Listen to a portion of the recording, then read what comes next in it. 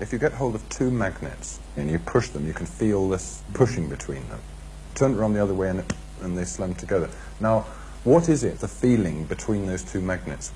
What do you mean, what's the feeling between the two magnets? There's something there, isn't there? I mean, the sensation is that there's something there when you push these two magnets together.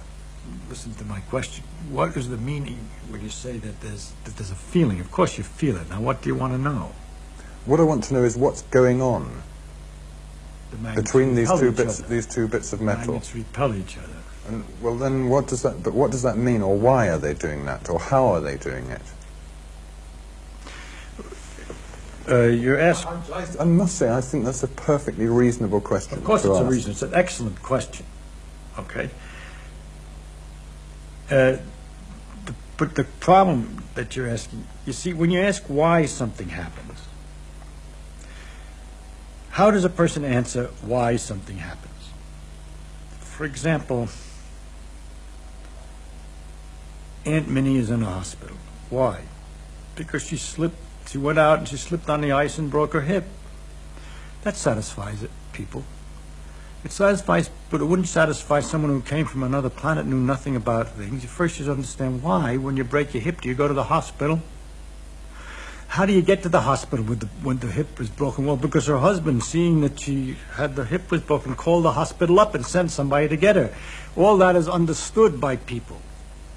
Now, when you explain a why, you have to be in some framework that you allow something to be true. Otherwise, you're perpetually asking why. Why did the husband call up the hospital?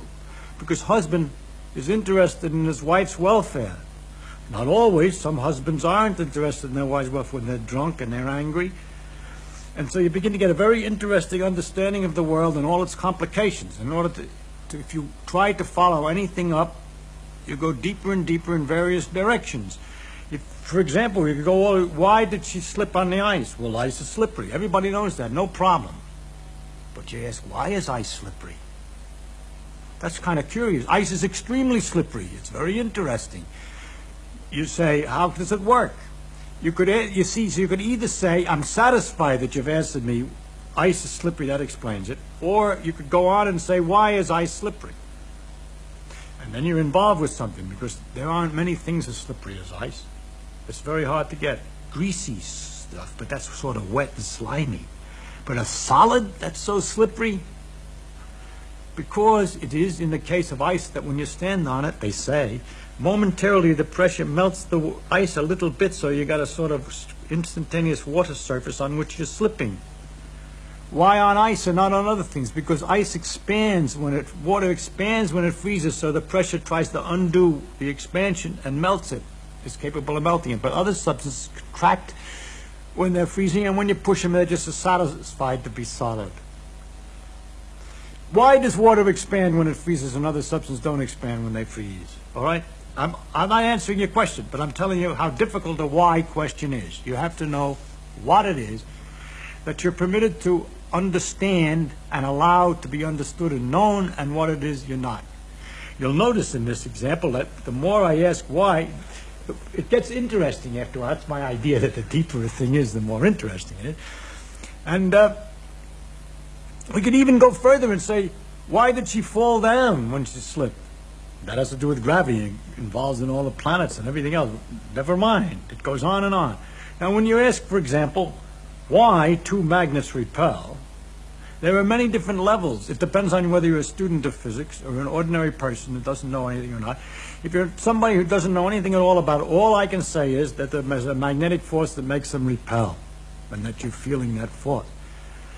And you say, but that's very strange, because I don't feel kind of force like that in other circumstances. When you turn them the other way, they attract. There's a very analogous force, electrical force, which is the same kind of a question. And you say, that's also very weird. But you're not at all disturbed by the fact that when you put your hand on the chair, it pushes you back. But we found out by looking at it that that's the same force, as a matter of fact. The electrical force, not magnetic exactly in that case, but it's the same electrical repulsions that are involved in keeping your finger away from the chair, because everything's made out of its electrical forces in microscopic details. There's other forces involved, but this is connected to electrical forces. It turns out that the magnetic and the electric force with which I wish to explain these things this repulsion in the first place, is what ultimately is the deeper thing that we have to start, that we can start with, to explain many other things that looked like they were, everybody would just accept them. You know, you can't put your hand through the chair. That's taken for granted. But that you can't put your hand through the chair when looked at more closely, why? It involves these same repulsive forces that appear in magnets.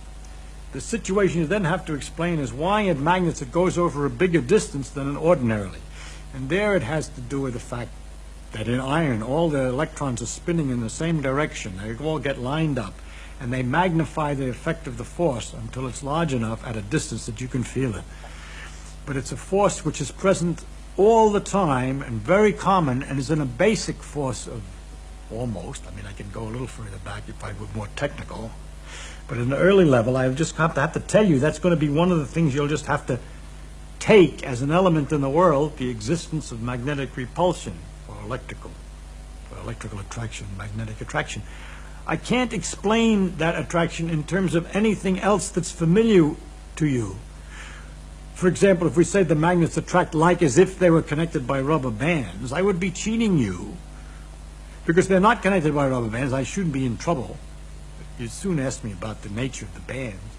And secondly, if you were curious enough, you'd ask me why rubber bands tend to pull back together again, and I would end up explaining that in terms of electrical forces, which are the very things that I'm trying to use the rubber bands to explain. So I have cheated very badly, you see.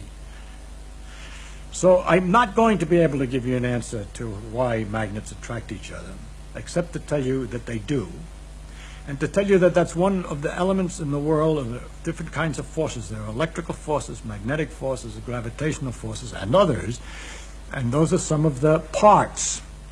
If you were a student, you'd go I could go further. I could tell you that the magnetic forces are related to the electrical forces very intimately, that our relationship between the gravity forces and electrical forces remains unknown, and so on. But I really can't do a good job, any job, of explaining magnetic force in terms of something else that you're more familiar with, because I don't understand it in terms of anything else that you're more familiar with.